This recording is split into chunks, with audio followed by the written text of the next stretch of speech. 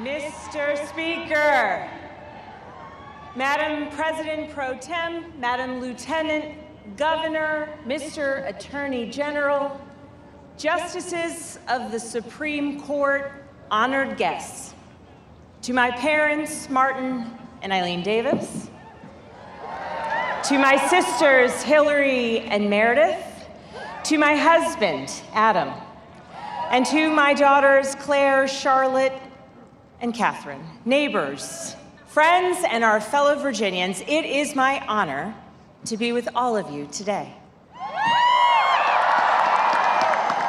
An inauguration ceremony like this one, with all its tradition and pageantry, represents something profound, and in its origin, something uniquely American: the peaceful transfer of power.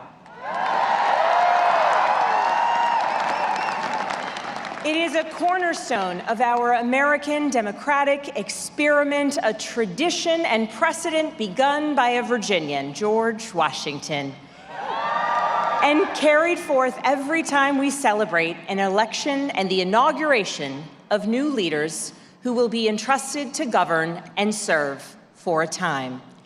Every 4 years, Virginians have the unique responsibility of choosing those leaders as we all write the next chapter of our Commonwealth story. And today, that tradition continues. Adam and I extend our appreciation to you, Governor Youngkin, and First Lady Suzanne Youngkin, for the time you have spent with us during this transition. I thank you for your service, and we wish you and your family the best as you exit this role and begin a new chapter. And to Lieutenant Governor Earl Sears, herself a trailblazer, and Attorney General Miyares, and to those who served in the Youngkin administration, thank you for your service to the Commonwealth that we all love.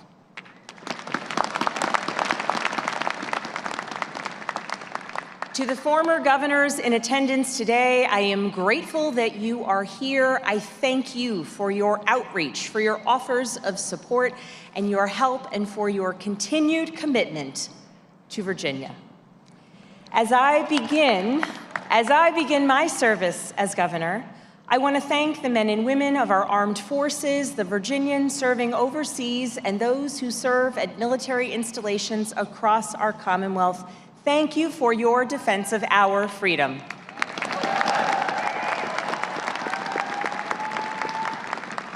I thank the members of the Virginia National Guard, those serving far from home or right here today. I thank our Commonwealth's law enforcement officers, firefighters, and first responders for your tireless commitment to our fellow Virginians. Thank you. 75 times in Virginia's storied history, we have witnessed this transfer from one governor to the next.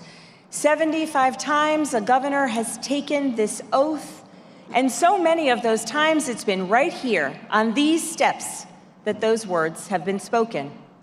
It is the honor of my life to stand before you and take the oath today. The history and the gravity of this moment are not lost on me.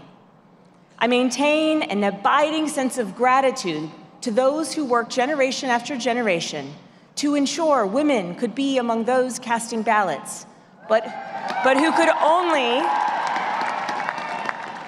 only dream of a day like today.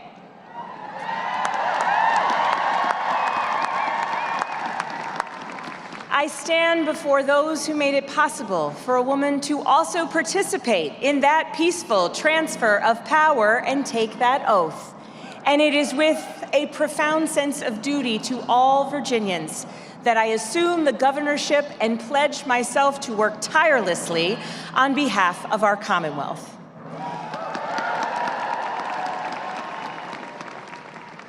This year marks the 250th anniversary of two milestones in American democracy.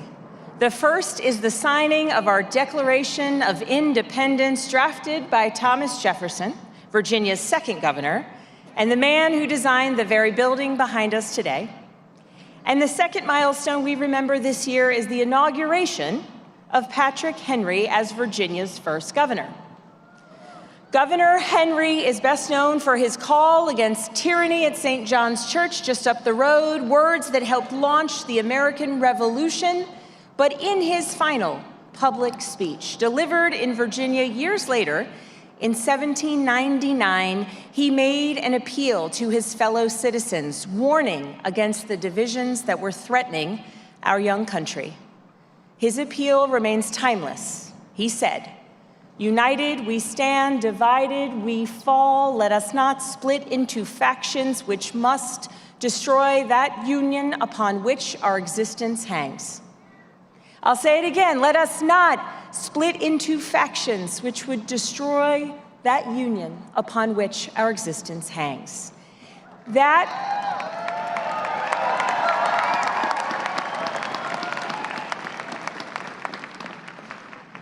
was the challenge Governor Henry put to Virginia at the close of the 18th century, and it is the charge we must answer again today.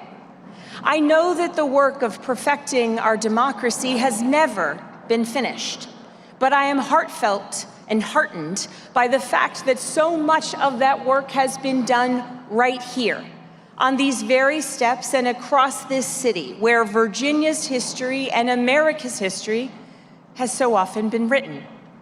This square has been the scene of remarkable dramas of equality and justice.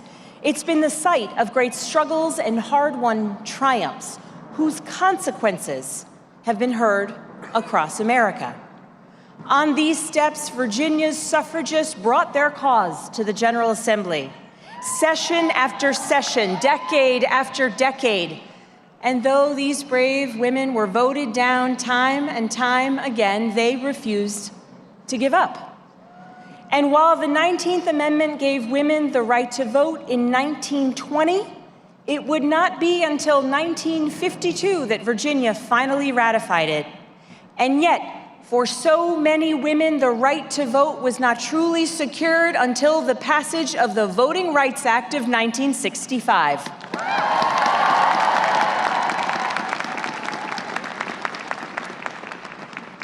In 1960, Dr. Martin Luther King Jr. addressed a crowd of more than 2,500 people here in Richmond. He implored the then governor to comply with the Brown v. the Board of Education ruling, building upon a message he had issued 1 year prior when he wrote, quote, "Today is a day for great men, great ideas, great movements." And in his urgent appeal for progress, he wrote, "As Virginia goes, so goes the South, perhaps America and the world."